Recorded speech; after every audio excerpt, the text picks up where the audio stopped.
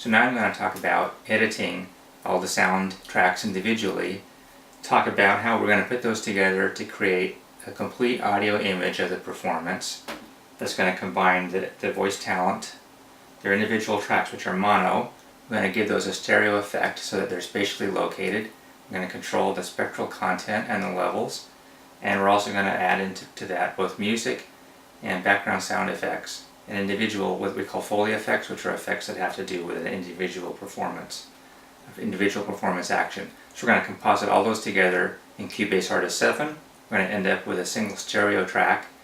Then we're going to then do our final level adjusting and some compression in a different tool in the Sony SoundForge, and that's going to be what we're going to use to export out into our CD Architect tool that we're going to use for CDs or for the creation of MP3 files, which we're going to use for Audible and for iTunes and CD Baby. So those are the next steps. Okay, so now we're going to talk about the individual tracks we have here in this particular example, which is Act 1, Scene 3, lines 1 through 57. And you'll see I have some artist tracks here. I always lead in with my introductory track, my narrator, Old Edward. And then this is a dialogue with Moreau. Edward's going to show up on the island. Moreau, there's some music that's going to be at the end, way out here. Then Edward has some tracks, and Montgomery and Maling has some dialogue. This is the boat showing up, and there's a jungle background. So there's a lot going on. There's 17 tracks in here. But you'll see that for each one of these tracks here, so let me start playing through this one here. You'll see that there's a mixture. There's a mixture of inserts. Okay, so there's an equalizer insert here, and as I play this, you'll see the spectrum. And I always use a preset that's always the same. Each time I apply this filter, this EQ filter, equalization filter, I always apply the same one everywhere in the whole production, so it's always consistent sound. Because the EQ is what gives a colorization. And I made sure every voice talent always was on the same microphone, same signal channel, same EQ in the editing session. So it's always the same perception. It'll be uniform through all the tracks everywhere in the whole production.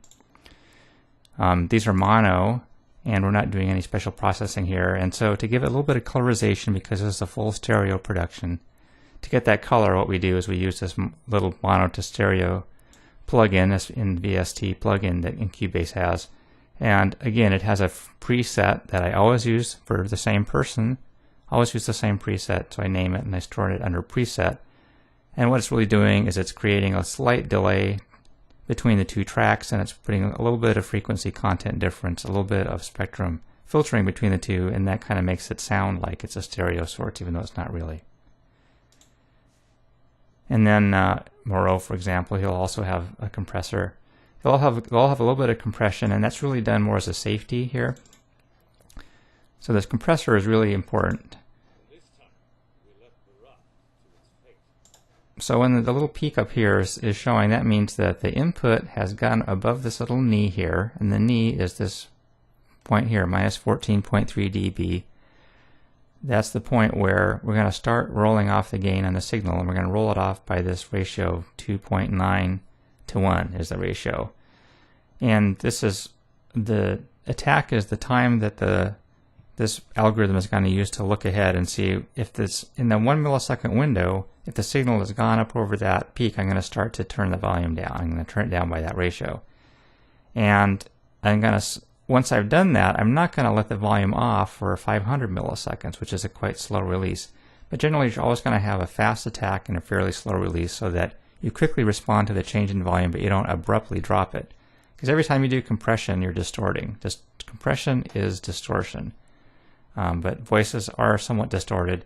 But you keep adding compression on compression, you'll just get a very garbled, muddy sound eventually. So you have to be really careful about that. So what we're really doing with the compression on the individual tracks is just managing the overall levels to try to keep them reasonable. You can see that the launch track here, which is my little boat that's going back and forth, it's it's coming up, and this is a sound track that was a comment. I edited it in a different tool and composited it together and built it in this. And then you also see things like some waves here, and then some splashing waves here. This is actual binaural track, or this is a mono track that I recorded in Ocean Shores. And then there's some footsteps, and then there's some other animal tracks down here. So there's a whole combination of these that get put together to make the final product. And I'm going to show you the mixer board view next.